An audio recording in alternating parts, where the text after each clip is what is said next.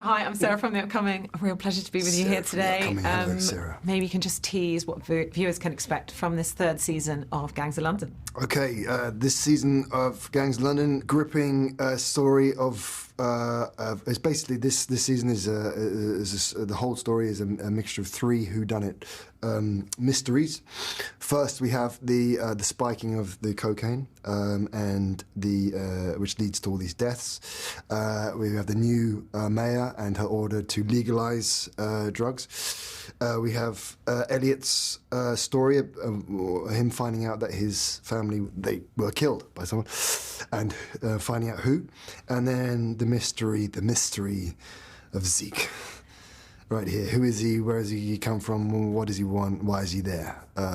What can they expect? They can expect this weaving of all these stories, plus all the action, hopefully, that they've come to love. It must be kind of an unusual position to sort of join a show when it's already into its third season. Were you a huge fan already? And what do you think sets it apart from other shows of this ilk?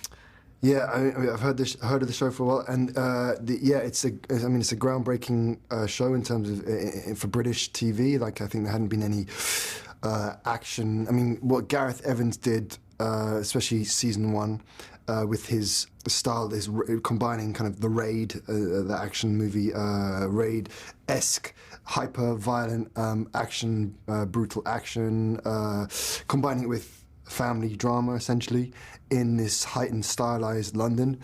Hadn't really been done before, so yeah, I was very excited to join the ride. And how is it finding Zeke, you know, as a character? Because he's kind of, I guess there's this veneer of him being sort of this cold-hearted assassin and this kind of like lone ranger, but perhaps you for yourself had to figure out what's really driving him and what's behind that.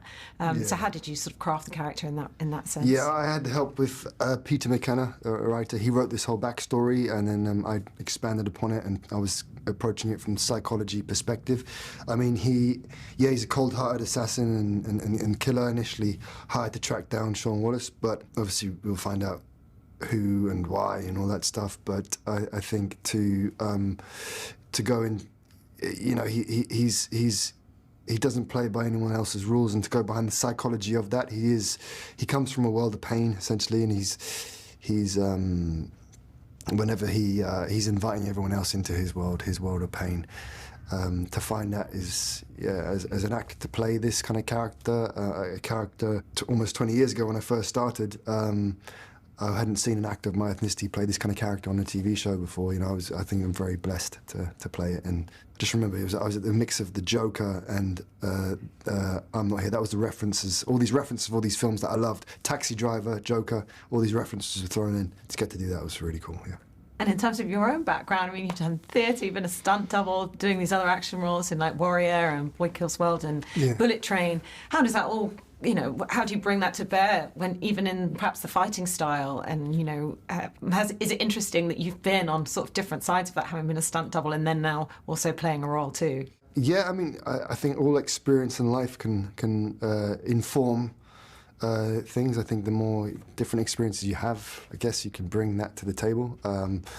My training, I guess, martial arts training has been a big part of my life recently. So you get to pick which tools you are, especially for Zeke. His style is more brutal, efficient, and MMA kind of style. I think, you know, he's a very efficient fighter. To get to train up and do the roles, these kind of roles, I mean, for Zeke, you have to choose which tools you're going to bring for which job. So yeah, I had to just choose what to do for Zeke and then bring the psychology behind that. Yeah.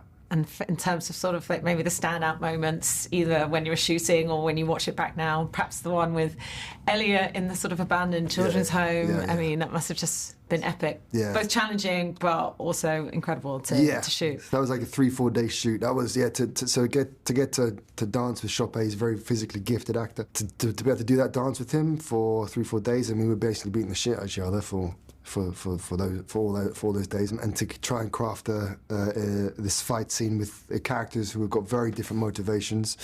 Elliot is more of a wild animal, full of rage, who believes he's found the man that has killed his family, and Zeke is playing more on the defensive, a bit more of a strategist, and hopefully we'll find out through the fight scene itself combining it when you're doing a dance, like with Chopin, and bringing out the motivations, you're hopefully revealing more about who the characters are.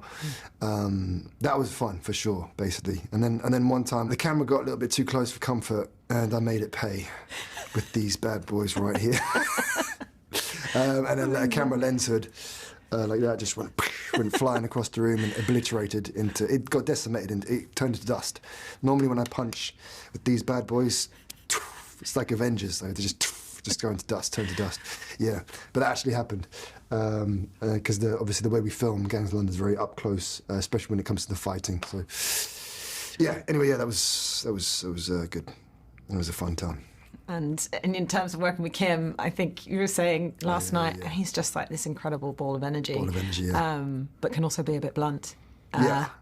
Was it really great to work with him? And he also brings, I guess, a different vibe and aesthetic maybe from his background in Korean cinema. Yeah, so Hong Sung, his background in Korean cinema, independent action films there.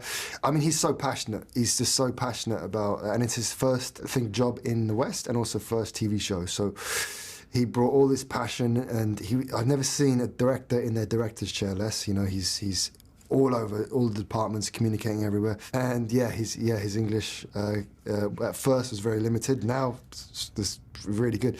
And at first he was very blunt, and so his direction was very blunt, which I kind of like because I prefer simple direction, But it was at times more angry or more sexy. And I couldn't, so yeah, I couldn't, this is all I got, Hong.